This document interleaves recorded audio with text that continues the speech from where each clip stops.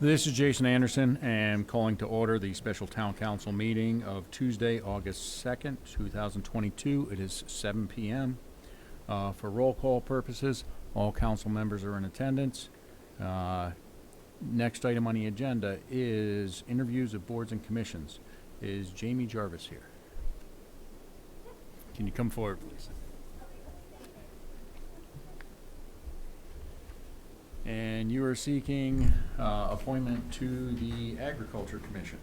Yes, I am. Okay. Can you tell us a little bit about you, your background, and why you're looking to serve on the commission?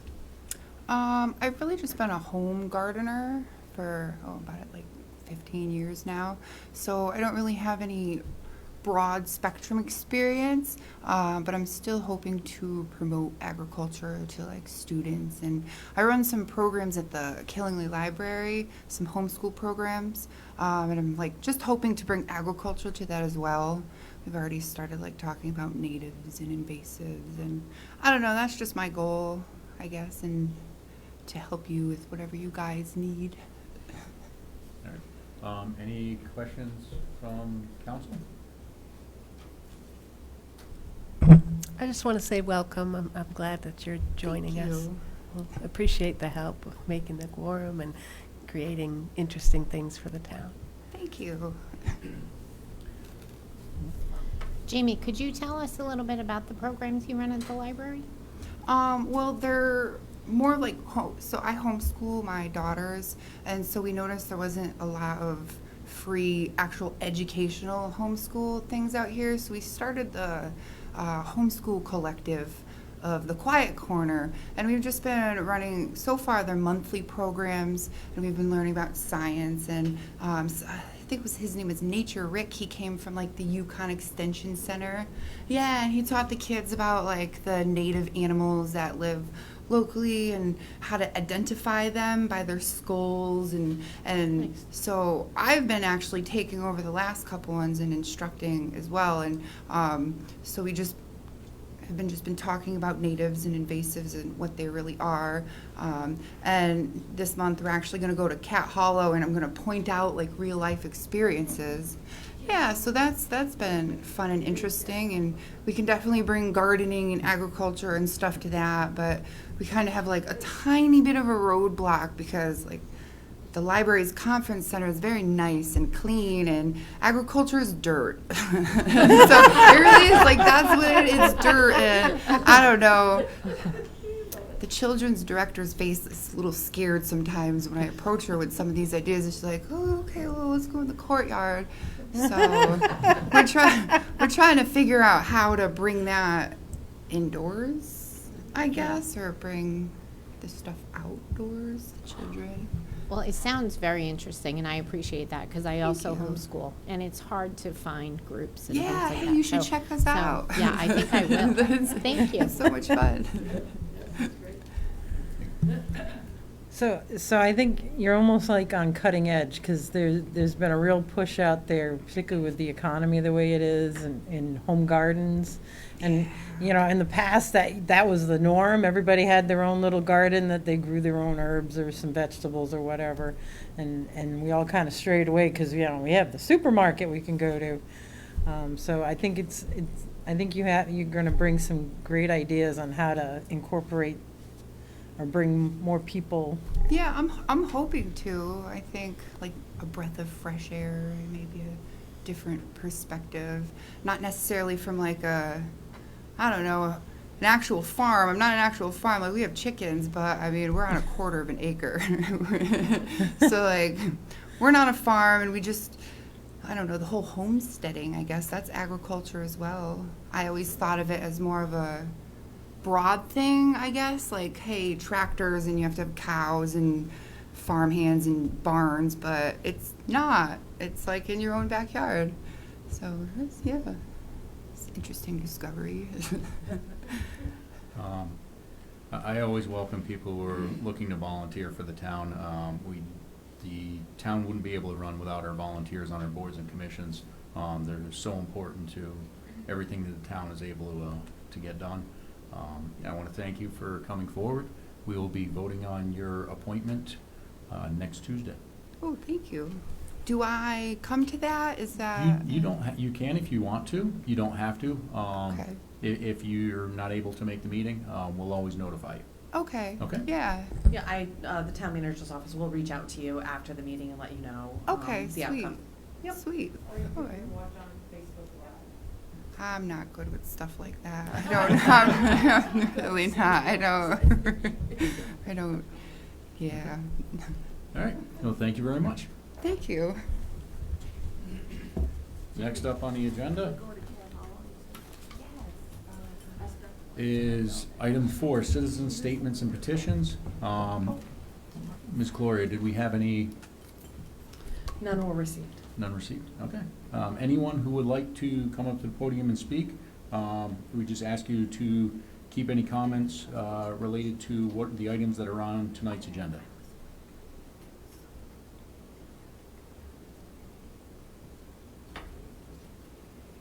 Last call for public comment. Seeing none, we'll move on in the agenda. Item 5, old business, we have none. Item 6, new business, presentation of student achievements. First up is the Killenly High School Red Line newspaper. The Red Line newspaper won second place in the American Scholastic Press Association. On behalf of the council and the town, I want to congratulate you on everything you've achieved this year. I know it takes a lot of dedication to do extracurricular activities on top of your regular schoolwork. Is there anyone here from the Red Line? This one? This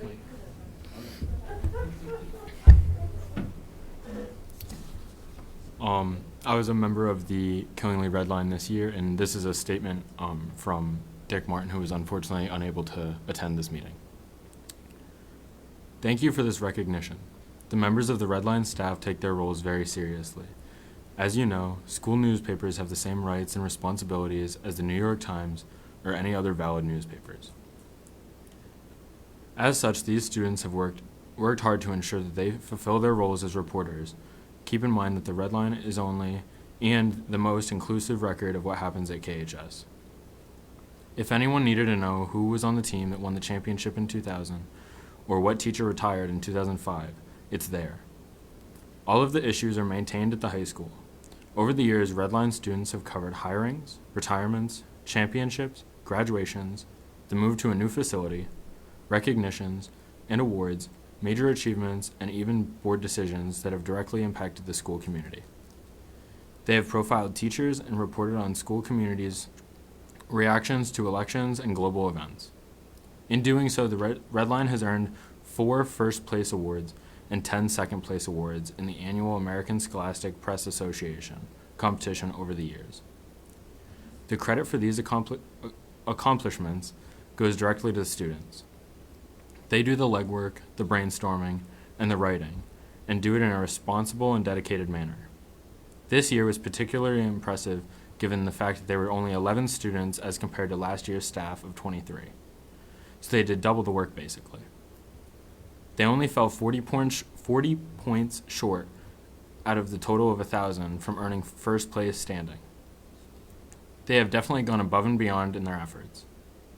Students include Sydney Ziccolello, Editor-in-Chief, Sage Lamparelli, Assistant Editor-in-Chief, Allison Martyr, News Editor, Jessica Long, Feature Editor, Kaylee Adams, Copy Editor, Mary Grace Dufault, Photo Editor, Ryan Miller, Sports Editor, Faith Klingensmith, Poetry Editor, Natalia Duvall, Environmental Editor, A.V. Miller, Social Editor, and Greg Bigelow, Assistant Sports Editor. Again, thank you for this recognition. Thank you for recognizing the efforts of these outstanding students. Dick Martin, Red Line Advisor.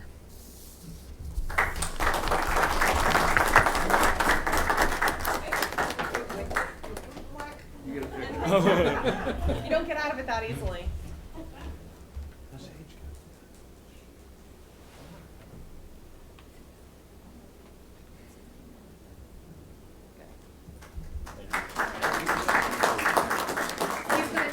He's gonna take care of it. I already talked to him. Thank you.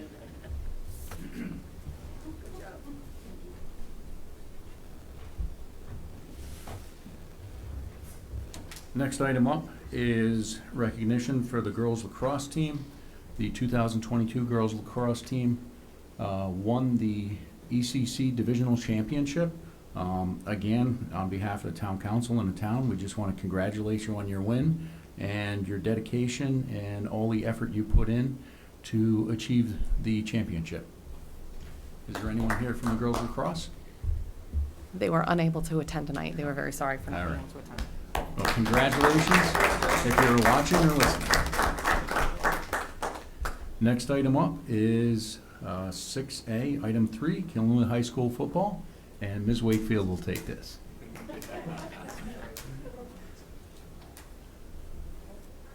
You can talk at the podium. Oh. You know, you guys never cease to amaze me. You guys just, you're a real incredible testament to our town and to the work ethic it takes to consistently be on top the way you guys have. And I know that goes to your coach. I know he's gonna kind of push it off to you guys, but it's a team effort. You guys you have each other's six, and that's why we're number one. And hopefully, I have all my baking supplies ready. They're all stocked up, and I'm scheduling my recipes on what I need to. So we're all set to go for another year of incredible wins, and I'm really looking forward to another great season. So, and on behalf of the town of Killingly, I have a wonderful plaque to continue to add to your collection of bling. I also would like to thank you, the pendant you would give me. My granddaughter loves it. It's her favorite thing to hold on to, and you know, she's won. But you guys are setting the standard for what she has to reach for. So, so on behalf of the town.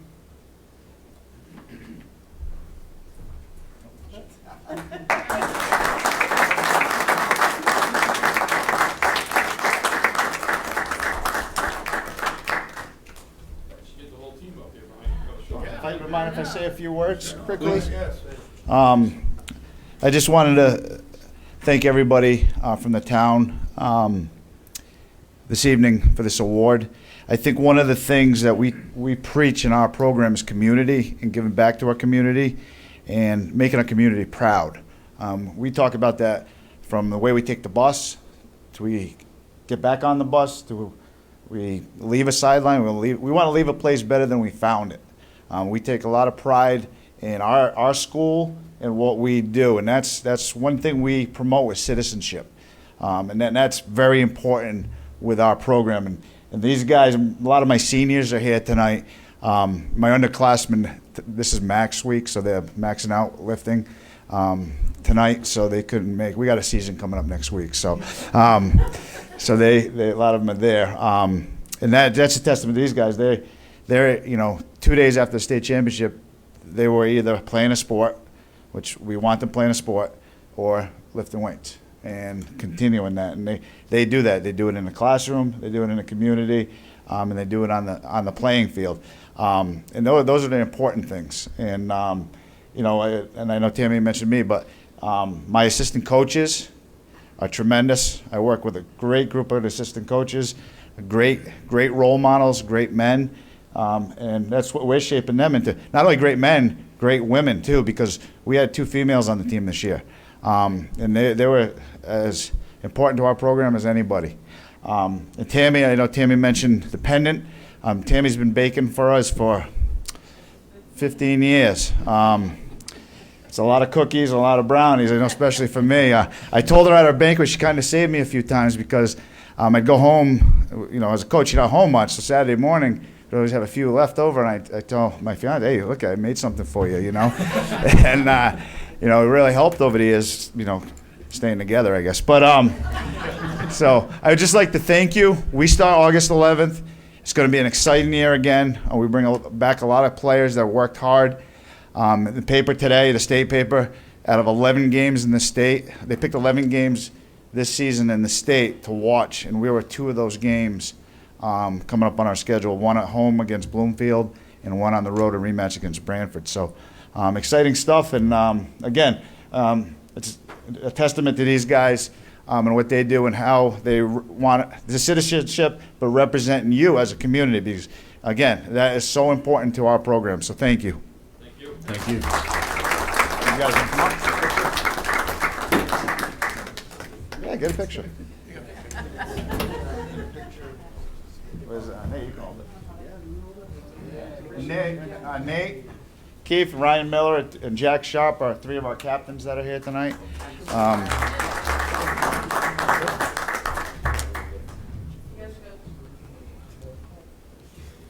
Shane, you come next to me. I got you, Coach. One in the very back. Camera. They're trying to hide. All right, everybody bend.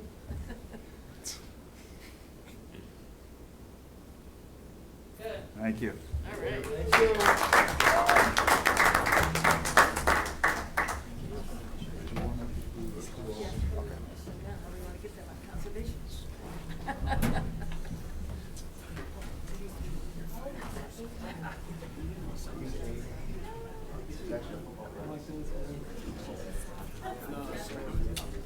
Now, before we move on in the agenda, I would like to take a moment of silence to recognize a dear member of the community who passed a week and a half ago.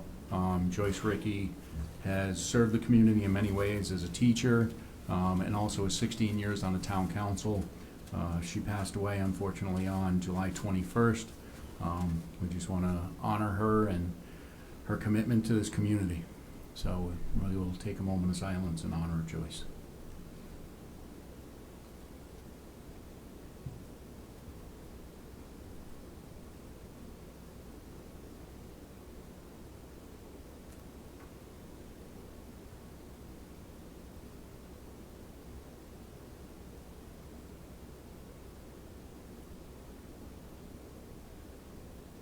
Thank you. We'll now move on the agenda. Next item up is 6B. It is a joint meeting with the Conservation Commission and Open Space Land Acquisition. The liaisons are Anne Marie Aubry and Jonathan Blake. Commission members can come up as well. Yes. Do you want to start with conservation and then move to open space, because they are two different groups? Yeah, we'll start with conservation first. No, you come up here. Thank you. We'll need you guys on conservation. Yes. Put in a plug. Thank you. Thank you, guys.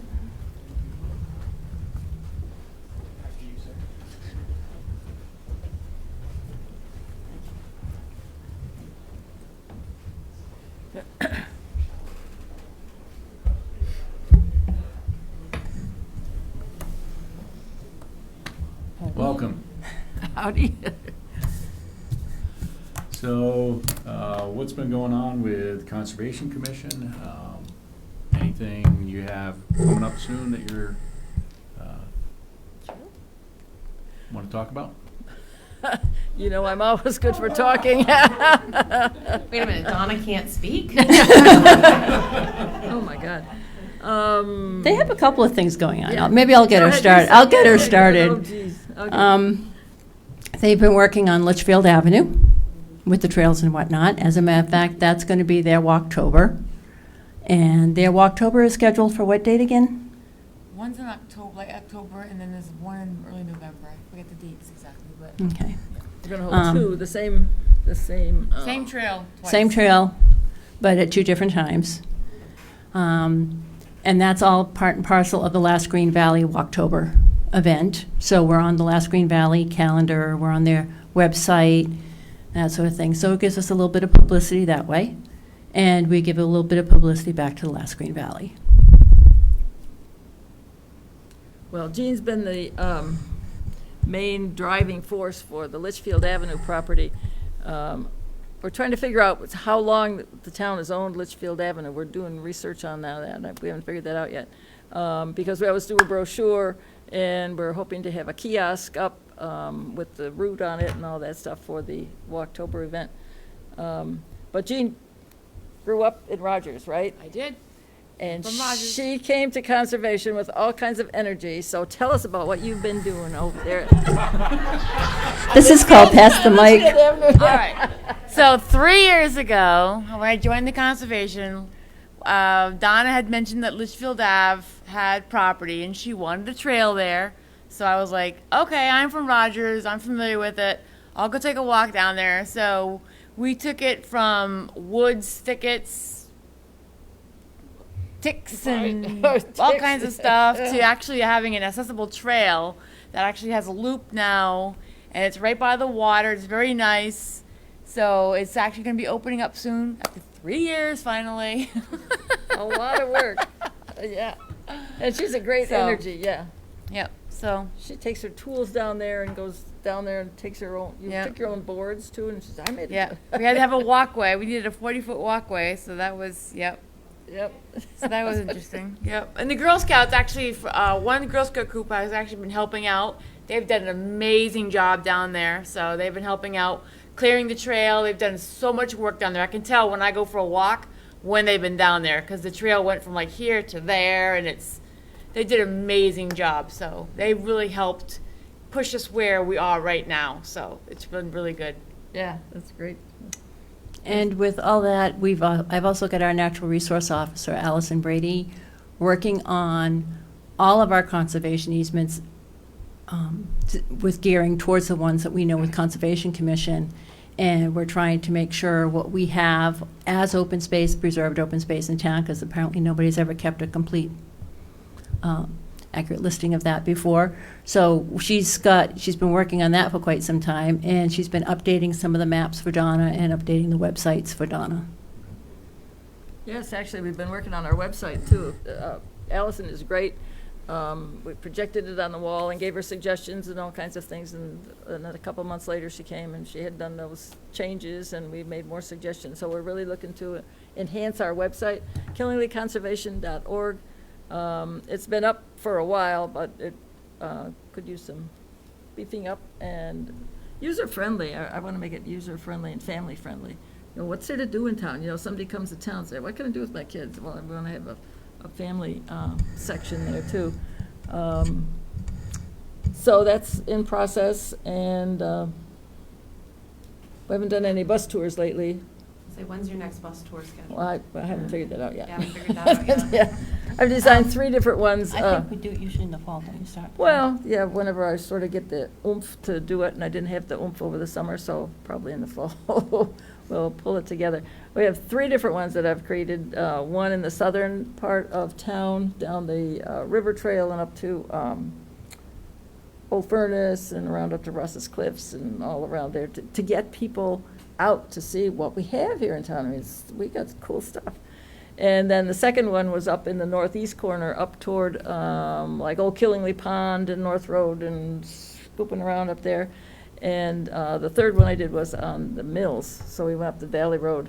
And that one I like to do in the spring because when there's no leaves or brush around, because you can't see all the old foundations when it's all full of green. So maybe we'll do that one in the fall too. I don't know. What we've done is the first time we did it, we got a big school bus. Mistake, because big school bus. We had a lot of people, but the big school buses couldn't get around the little corners out in the back rows. We thought, oh, okay, so we changed that to having 2 small school buses, and we hired the drivers from the town, and they like doing it too. So we've done quite a number of them, repeated them, and we get a good response. So many people said, gee, I lived here all my life, but I didn't know this was here. You know, I thought, good, that's the point. Get them out to see the really neat stuff we have, and tell their other folks. And also just want to report that this, I believe this past year, because of their bus tours, they've used most, if not all, of their budget. So this year, I know we stay the same, but next year we may be coming back for more because the bus tours are very, very popular. They're growing in popularity. And one of the things that we were looking at is starting an agricultural bus tour. We've already talked to the Ag Commission to look at some of the farms around town. And again, Allison's going to be doing a lot of the work for that, going out, meeting the farmers, see who's willing to have, buses stop by, because that's also, public relations for the farmers as well.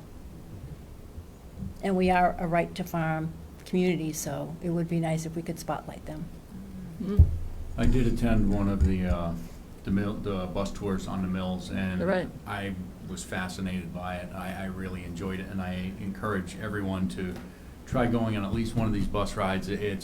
You see parts of town that you wouldn't normally see, and for someone, myself, I've only lived here about 10 years, and I really enjoy getting to see new parts of town that you don't see every day, and I really enjoyed it. We also tend to have a booth at the, like Springtime Festival or whatever they call it now, and the Tomato Fest, which I understand is getting a different name. Celebrate Killingly, you're already on the list. Rebranding that. Celebrate Killing, yeah, okay. When is it? Celebrate When is it? Killing, September 10th. Oh, okay, September 10th, yeah. Yeah, we always enjoy that. It's a good way to meet people and promote and, We you already can- have your booth site picked out, for you, Oh, so okay. you're all set. Okay. Now, have you had any issues with having meetings, not having enough members attending to have a quorum? or- Yes, we have.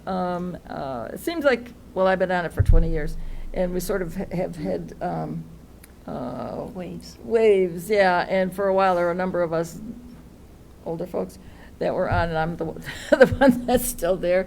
But they, moved on for various reasons, health and moving and whatever. So now we have some new folks, Jean, thank you, God, and Mike Montville came along. He lives up on Griffiths Road, and he's taken on the Quanduck property. We have a Quanduck property with trails now, and he came to the meeting.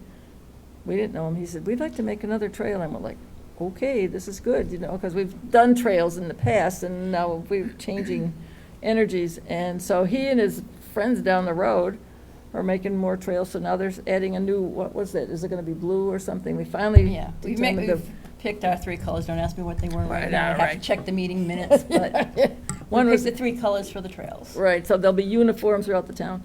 And so he's been very active with his friends down the road, and they go and mark trails and keep things going and all that stuff. And you have so. 2 new members too, right?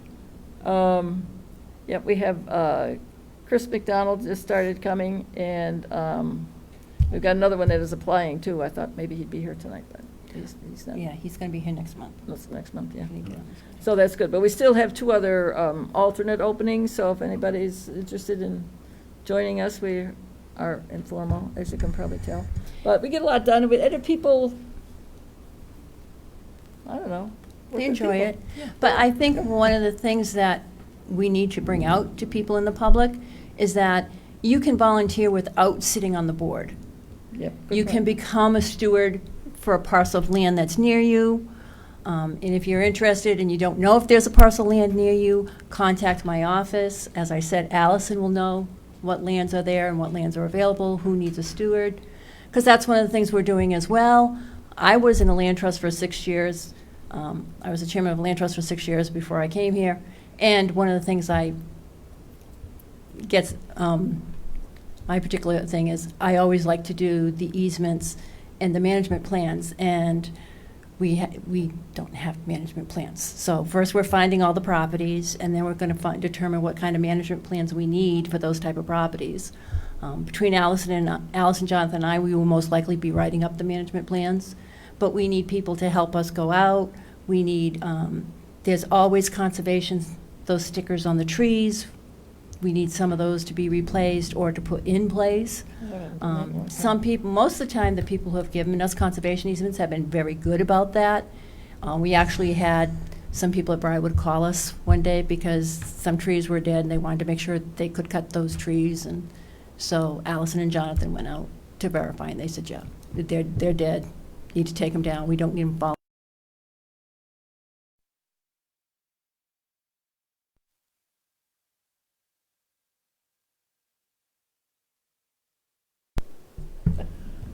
All right, well, those of you who are watching or listening, we apologize for the slight delay. We had a power interruption here, but we are back on. Yeah, just a last note, So as you can see, this is an active group. Every time I go, they're doing something, trail management, new trails. New members came on board like a Quandock, they were just walking the trails and said, we like this, like Montville, that's how he Mike, was yeah. on the trail, and then all of a sudden he I don't know if he contacted Mary, whoever, however he got in, he says, there's trails out there, and then kind of funneled over to the conservation people, became a member. So, yeah, there's a lot of action going on, and the bus tours, that's really taken off now. There's a fourth bus tour with the agricultural Yep. Oh, that one, yeah. theme on it, Good, so, When we get that one going. And the other thing is, as far as membership goes, you have to give a lot of credit to Donna, because Donna will work the crowds all during the Celebrate Killenly seminar, and by the end of the thing, she'll have 3 people signed up to be members. So, Not she's- that much, but. and if she yeah. doesn't get it for her, she'll get them for agriculture, she'll get. Maybe, So- maybe we should have Donna trying to recruit for inland wetlands water course. Yeah. Hold on one second, because I think we have no video, but I think we saw sound up there, it came up and then went down. Okay, we Okay. are going to pause the meeting for a second. Anyone who's watching, we are running into more technical difficulties right now.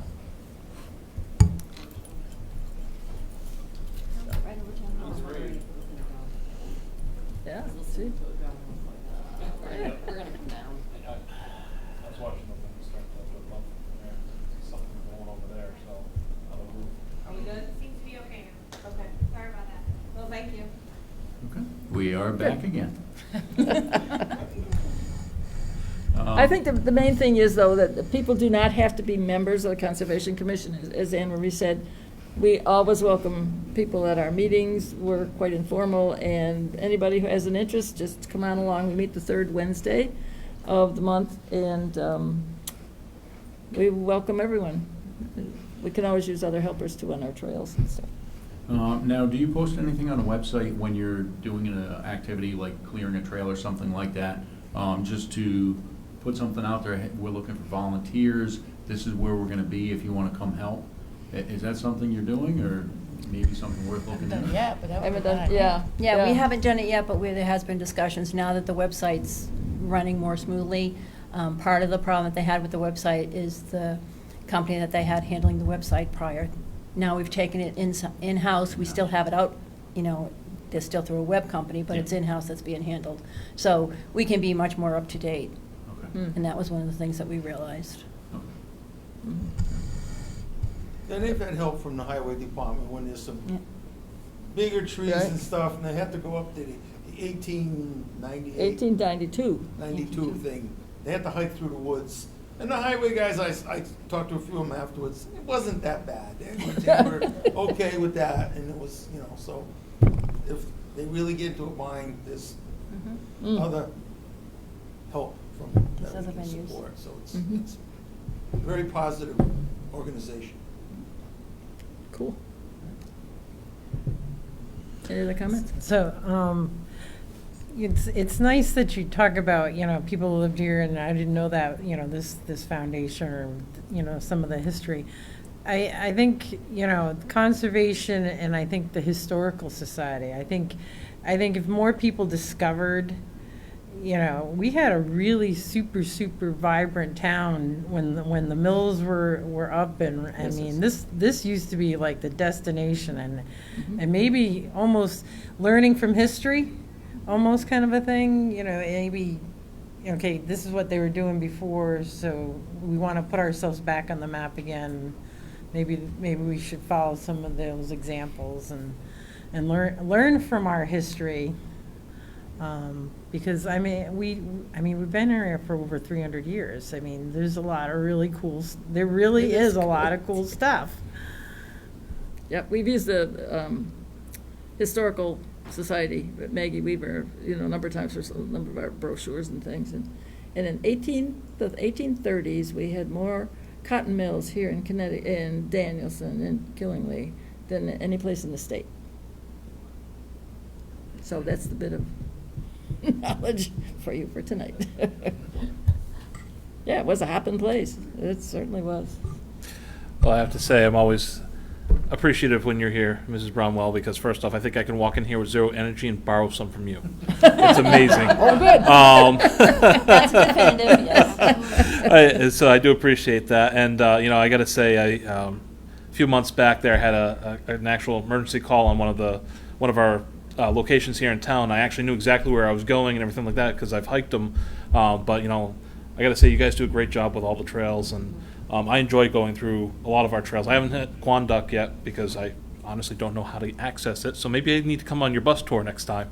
Oh, it's yeah, right next to the dump. Just by the dump. Oh, okay. Yeah. Well. Easy enough then. Yeah, right. Yeah, And there's a good sign in the parking area and a kiosk. Okay. Yeah. But I got to say, Jill, I do appreciate all the work that you all are doing, and again, just emphasizing more that people can help out, whether they're on the commission or not. This Right. is an amazing opportunity to serve the community. We, just to let you know, we do get phone calls from the public that do use the trails. If there's somebody like ATV's use has picked up, or if they've tried to block something, like one of the things we just had was Quanduck, and they had blocked a pathway to try to keep ATVs off, and they did it with logs. Well, the next thing they knew, the logs were all standing up, so we got a call, and we took care of that. That wasn't a big deal. Just for information too, the conservation easements that are on these properties stipulate that no motorized vehicles, or even bicycles, I think, is on the things that are prohibited. They may be, we can prohibit them, but it's a very difficult thing to enforce. So you have to you really do need to have the people, it's part of education of the public, which she's been very good at doing, and it's also part of the public letting us know when something is going on. So that's, again, that's the way the public can get it.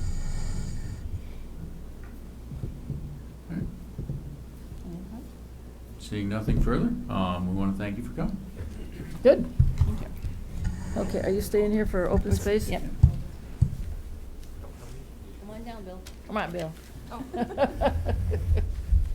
They just have to change on a person. Here, you sit.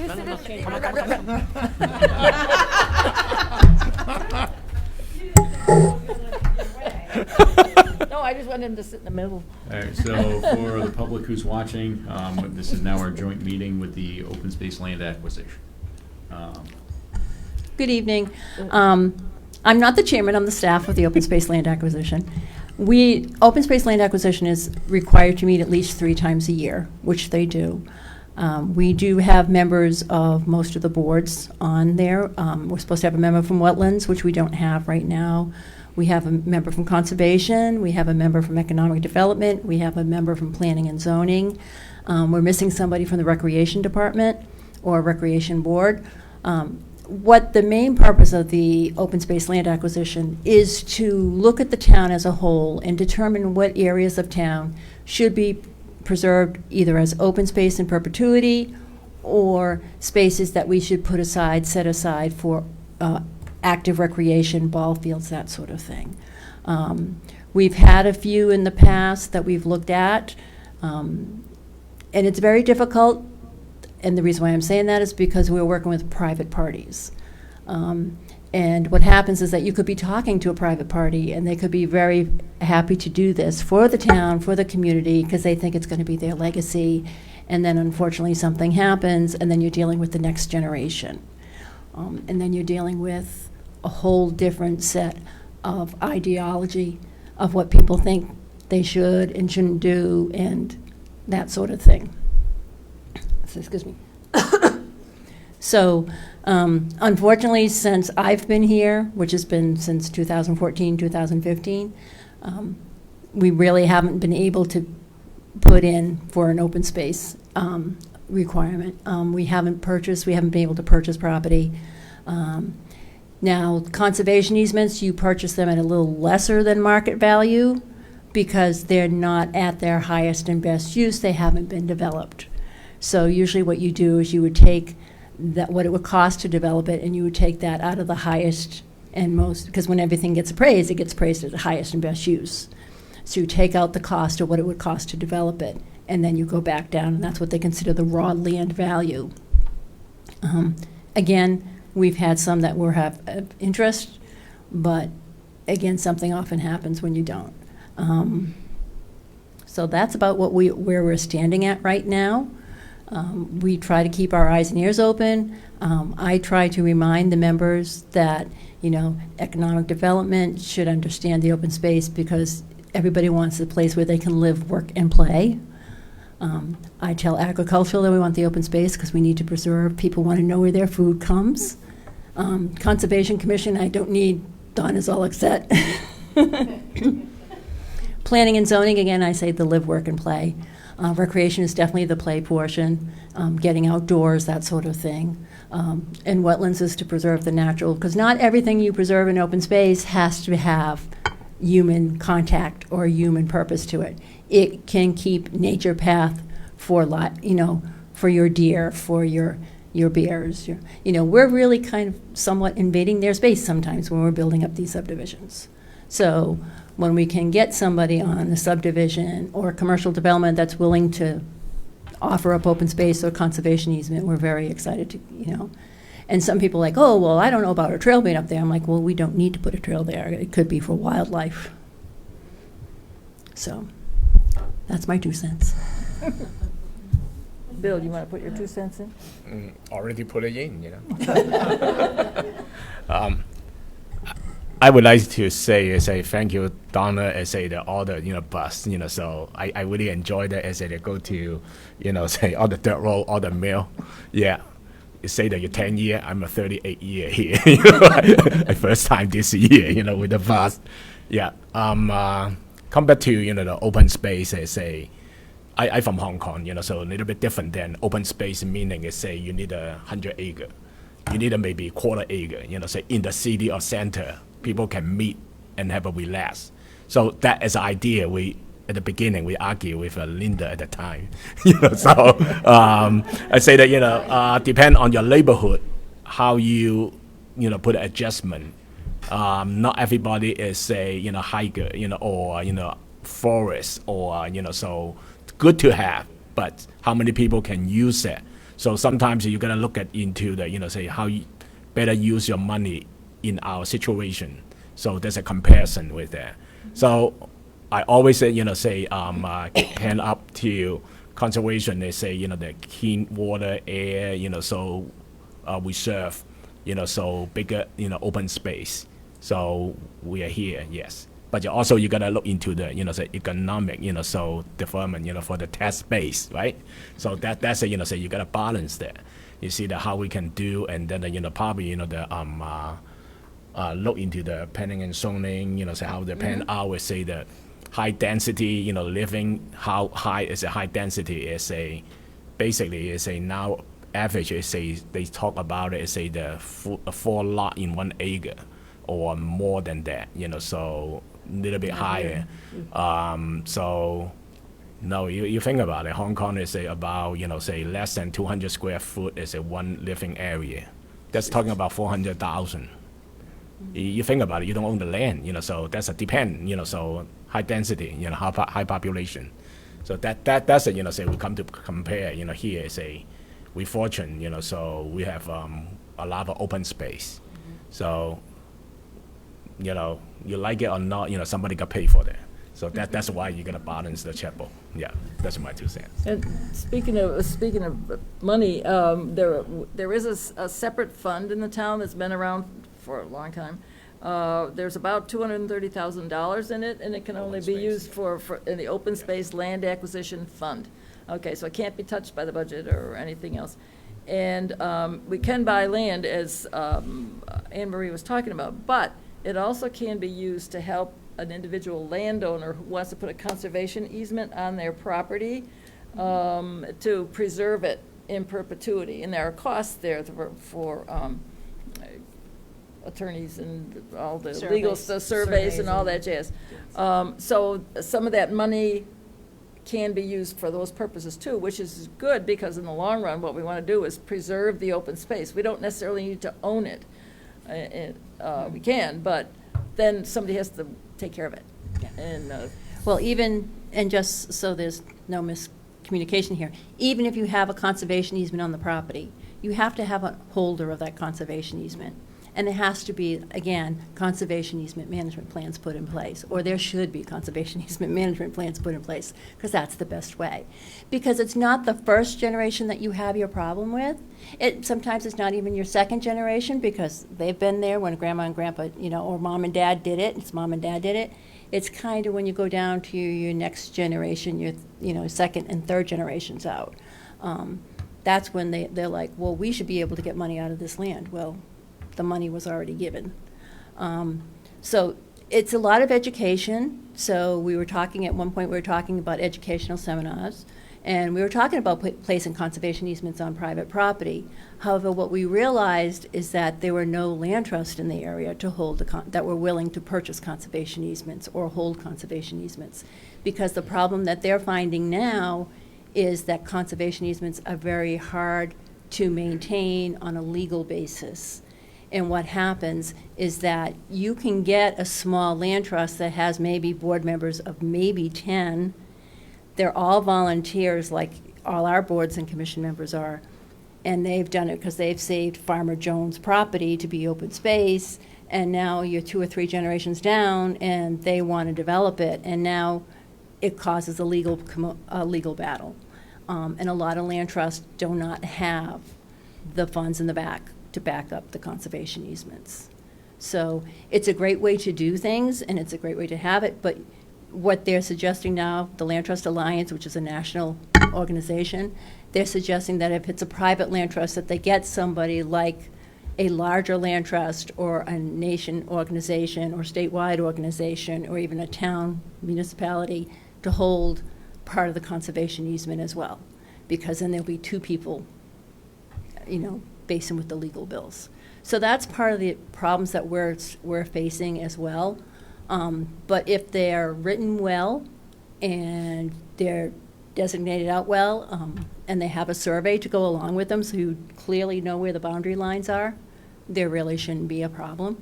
But as far as open spaces within downtown Danielson, this is a little off the cuff from open space land acquisition, but we're looking at doing the Brickyard.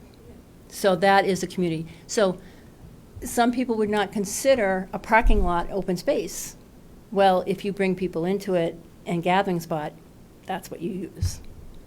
So we've worked on all different things, all different angles. Any questions? Mr. Wood. I know you've said this about 100 times since I've met you, Donna. 21%, I think, is the goal for the town. Is that correct? I think so, Yeah. Where I are think we that's standing right now? That's the state goal, too. It's a state That's goal the as state well. goal. That's Oh, just okay. mirror the state goal. I think we're about at 8. Okay, so we have a way to go. Yes. Right, but the issues are, yes, we Right. could buy it, or we could get conservation easements, but we have to have someone else receive them. Mm. And that's last summer I tried to organize and realized Mhm. there was no one to receive the conservation easements, like the land trusts. And so I thought, I didn't get everybody fired up, and we've got money to do that, but if you don't have anybody to accept the easements and oversee them, that's the legal part of it. Gotcha. And again, the land trusts are run by volunteers just like us, and I thought for a while ago we should have our own land trust, Killingly, because towns do have land trusts. I mean, that's a whole other bag, it's a whole legal thing. I always have lots of ideas, but that could be. No, I'm just saying you're the de facto land trust right now. What? The what? You're the de facto land trust right now. Oh, You're yeah. not a land trust, but Okay. you're almost in the same But, capacity, yes. there could be all kinds of possibilities, because we have lots of other good spaces around town, I'll tell you, that need preserving, because they can be eaten up once they're gone. Psst, they're gone, we don't make any more land, so. And just as full disclosure, the land trust that I chaired for 6 years was a municipal land trust. We were the second municipal land trust in Rhode Island. So. we do exist. So, but the biggest issue, with only $200,000, it's hard to buy any property. We put a little bit in the excess money from conservation, planning and zoning, agriculture, and wetlands goes into the open space land acquisition account, but that doesn't get us too much. So, and then the council would still have to approve if we do buy anything, but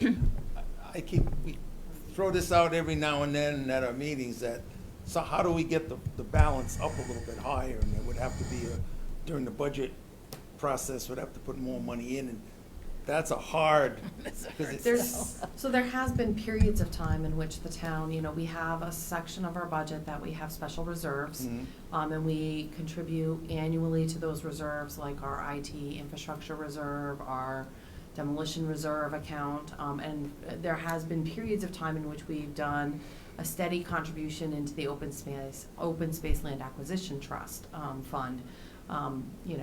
5,000 a year for a while. That eventually got cut out of the budget. So it's a matter of whether or not they get, 1 year that was voted in on the floor of the town meeting floor to Right, add it right. back in. That's- yes. And it passed through that on that Yes, budget. yes. But that could be something the council looks at a future, next year's budget to potentially revisit whether or not they want to look at that long-term commitment of investing on an annual basis through the budgetary process into the open space land acquisition fund in order to make a more substantial growth into that fund over time, with the goal that there is a potential opportunity for the town to purchase, potentially a larger parcel or several smaller parcels that make a larger dent in that, open space calculation, if you will. But that was the intended goal back in the day when we were doing the annual contribution, was that eventually the town would look to purchase a larger parcel of land to keep it into open space that could be potentially partially used for recreation, passive recreation opportunity, and some of it would just be strictly open space, just for the conservation of our wildlife and of our natural habitat in the area. So that's another opportunity that when we get into the budget process, we can maybe revisit adding that back into the reserves as that long-term commitment approach, rather than just relying on taking whatever is remaining of the conservation, ag commission, and open space. I think those are the three, inland wetlands. It's inland wetlands, conservation, and ag. Those three commissions' budget line items, and putting that, which usually is only a couple $1,000. Couple $1,000, yeah. So that's an opportunity. But they also have a list of properties that kind of, over the years, they've been looking at potential people, families that have moved out of town or whatnot. So there's a list that you mention almost every month we're at the meeting. Do we want to look at the property list, or maybe definitely once a year, take a hard look at that? But again, the price tag is, a couple who are right close, but then you say that the parents die off, they were ready to make sort of a contribution, and then now the kids have it, so it's a whole different animal. Yeah. So, Another thought comes to mind. We're tending to think Killingly, just our town. Do we have money? And all that stuff. We think in small terms, but there are larger statewide organizations. One was a conservation council out of Middletown, and there was other land trusts through Joshua's Land Trust. I went to a meeting in the Forest Landowners Association a couple months ago, and met some of these people, and there's money there. I'm on their email list now, and they look for grant applications and all that kind of thing. So it's not, we don't necessarily have to think only of our dollars from our own pocket, but there's a broader scope that we can try to access, once we determine a property or whatever, but it's not just us. Yeah, there's also a number of statewide grants that you could go through. But again, you have to have the negotiation process at a certain point when you go for your grant, for the statewide grant. The grants, I don't even remember if there was any last year, but there's usually if it was not every year, it was every other year. So, and to actually close a deal, everybody thinks it's like buying a house. It's not like buying a house, trust me. I worked on a deal, I worked on a deal that was 6 months, that was super quick. Then I worked on another deal that almost took me the full 6 years that I was the chairman of the board. So it's like people's mind change, they hear from different people in the family, they hear different things, all of a sudden there's circumstances change. So you have to be very fluid, and it's something very difficult to do for volunteers. But it's done, and that's what some of the land trusts around have been finding as well. Joshua's been very good. They're a larger land trust. Wyndham's the larger land trust. But then you have a lot of little land trusts, like I said, that are buying the farmer's field because they love the farmer's field. But they haven't been, I don't want to say educated, but don't have necessarily quite all the knowledge that they should have when they go into making those circumstances. Now, if there was a parcel that came up for sale, and let's say there was donors who were willing to donate some money towards it, if it was something that Conservation Commission wanted, was a parcel that they would be interested in, could those donors then work alongside Open Space Land Trust? Yeah, so the Absolutely. town could receive those donations into the Okay. Open Space Trust. Okay. And we can receive donations at any time into the Open Space Okay. Trust. It doesn't always have to be just, if we have a negotiation in process, or we're at the purchasing point, if, people feel led to, assist in that, we can receive donations in that trust fund at any time. Okay. I was thinking because there was one incident where I had somebody asking me about that, if that were a possibility. And I Yep. said, well, Take a that's name. something I can. I think Donna's gonna come and talk to you after. Be careful. You opened the door. Oh, that's, The door's closed, right? Her foot will be in it. But even with these open space areas like Chase Reservoir, we're trying to look at a forest management plan. And originally it was like, well, you can get something off of the property, but there's so much dead wood Right. of zero value. It's how do you get it off of there? It's actually gonna cost us money To get it done. do something, and then, because with all the dead stuff, it's looking like it's falling down. People don't want to go there. They're afraid that they might get hurt. And one of the other challenges that we find with forest management plans is that ideally, you want to have the forest harvested periodically before you have large dead standing stock. It reduces fire load in the forest, Right. but it also then allows you to remove dead stock, and it's not costing you anything if you're also harvesting appropriately livestock. But many people see harvesting activities happening in our forests and become very upset. Yes. Because they feel that there's, we're destroying the land, right? And yes, is timber harvesting, forest management messy? When you're doing it, it is. But it's a natural process. We all have to remember that the natural process of a forest is eventually a forest fire. Right.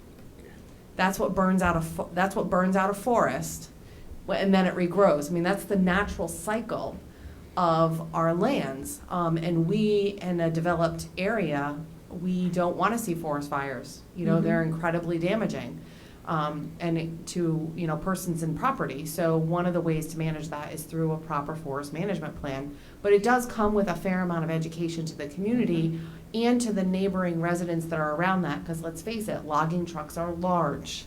Equipment is large, but it needs to happen, because if you leave it and then you have all just dead stock that has to come out, now you're paying for it, and it's not necessarily economically feasible to do so, and you have a very large fire load. Mhm. And in, maybe not weather tonight, but in, Unless they get in the 2 weeks summer. ago, yes, right. we had that heat wave and Right. everything else. It's In the summer anything that we're in right for- now, where we're facing a stage 2 drought, that we're in drought conditions, It's dangerous. small things can lead to very large problems, right?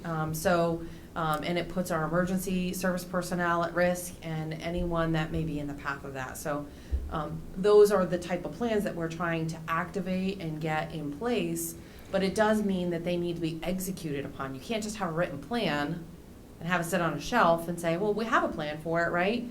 But we're not going to invest in the plan. We're not going to do anything about the plan. We're not going to, we have to be willing to activate those plans and actively manage those locations, even if they're not trail-based, even if they are not recreation, but rather just open space, because that's how you keep open space healthy.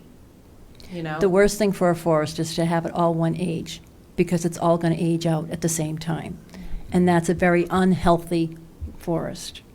Okay, you actually should have green space, shrubbery, young trees, and then your older trees. There's actually like 4 steps to a forest. And I do remember we were just doing a 1/4 acre in 400 acres worth of trees, and people were up in arms, screaming and yelling at us. But that was their old growth that was aging out, so it was time for that to come down. And that's one of the things people have got to realize. You know, it's like, oh, save the trees, 200-year-old trees. Most trees don't make it to 200 years, okay? There's usually a bug infestation. There's usually, I hate to say it, like Mary said, a forest fire, the moth infestation. Even drought has a Even severe drought. impact on our trees. And so it's important to have that education when we do our forest management plans, but also to keep them as active plans that we're investing in. And truly, the town hasn't been investing in forest management plans. So that's going to be something new as we go forward, and as we're looking at maybe potentially expanding open space, right? We need to be cognizant of, what does that mean? It's not just buying a piece of property, right? There's so much more that goes to that, and there's an ongoing investment to that. And like Bill said, there's a way out on that, right? There is an economic.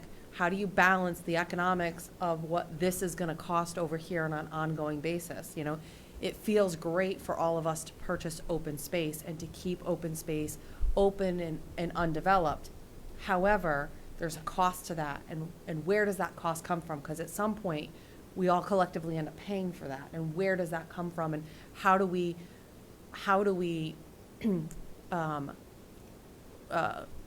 appropriately and fiscally develop the town and move forward economically to be able to grow resources to maintain that level of an open space stock. So while we're at 8%, to move it to 21%, right? That's a pretty big shift, which we're not investing in the 8% that we have. You know, so with our new natural resource officer and with Anne Marie and Hurst, they're able to start developing those plans. We're really going to be able to start rounding out, what does that look like economically?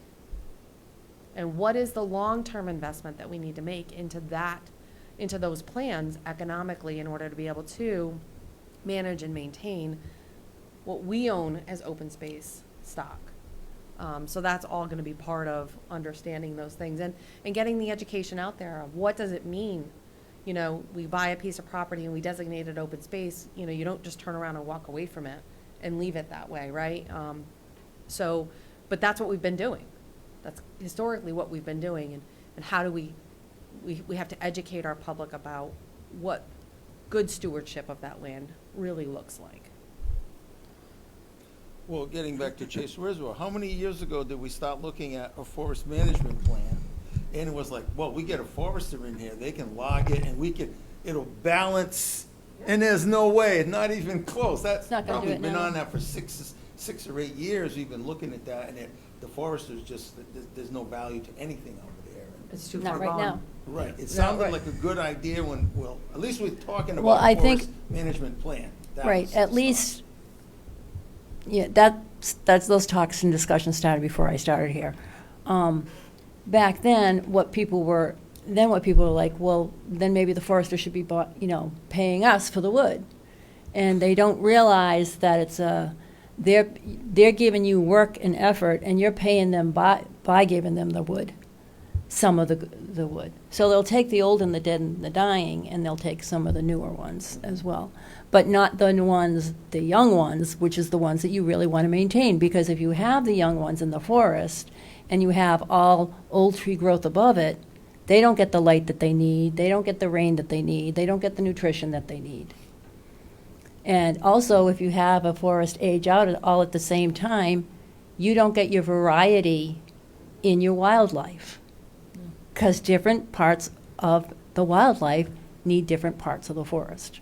So if you have all old growth, I don't want to say old growth trees because those are good too, but if you have all the same age, you're going to lose the birds that need the bushes, that don't go to the trees. They want the bushes, or they want the open fields. You're going to lose them.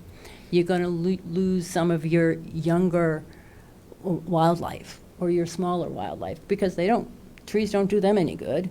It's just they need the bushes. So it's a management of it's a whole life cycle of a management is what you're really doing when you're managing a forest. And I can definitely attest to when all your trees are the same age, because I'm dealing with issues at my property right now. All my trees are 80, 90, 100 feet tall, and had a lot of trees that have aged out, and last month we had that windstorm came through. I had some property damage, power lines down, and I'm looking at spending a substantial amount of money getting a lot of it cleared so I don't have further issues with more trees coming down.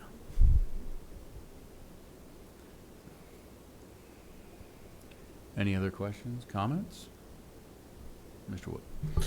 I remember it was a goal a few years back, which wasn't many years, from the federal government under President Trump there. I know he said about 1 million plus trees, I think he wanted planted across the country. Does that help with any of that, or just out of curiosity?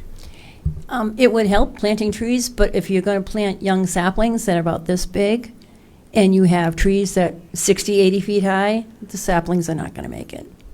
Saplings pretty much need almost a clear meadowland to grow. So, and that's why they often and I hate to say it, that's why they do so well in a forest that has burned, because you've got all the nutrients that went back into the soil, and you have all the open air sunlight space there. That's why they go in. It's kind of like on a grander scale, but weeding your garden. Yeah.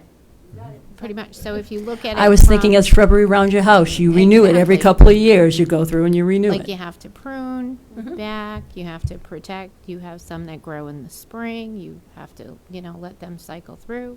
Then you have the new growth in the fall of different types. So, yeah, if you look at it from that, you can see the big picture and how important it really is. It could also give the town an opportunity to designate areas for pollinator locations to help our local bee populations as Yeah. well, which, definitely have some struggle there. So we have, you have opportunities with that as well, which give those meadow spaces. Yep. And you can get in native species that help with that, and it does provide additional food source for some of our smaller wildlife that really need that meadow Right. area. And I was going to say, my work through the Agricultural Commission, being a liaison, and now working with the Conservation Commission, I'm learning all that and doing that on my own property. I'm setting up like wildflowers, and I've gotten some butterfly bushes, and I'm figuring out which ones the bees like, and so it's very fascinating. But if we all educate ourselves on, individual level, we can all contribute to helping on a bigger level. So I appreciate all you guys. Anything further? Seeing none, we want to thank you for coming. Thank you. Oh.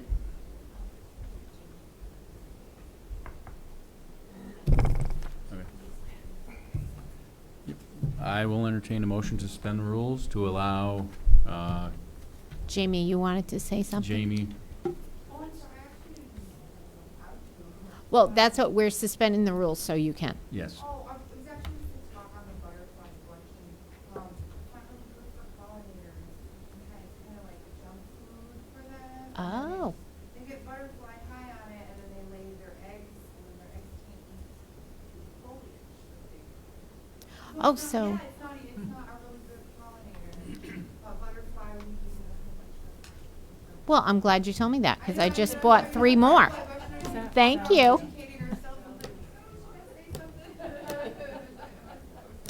I appreciate that. Like I said, I was just learning, and I just bought 3 more.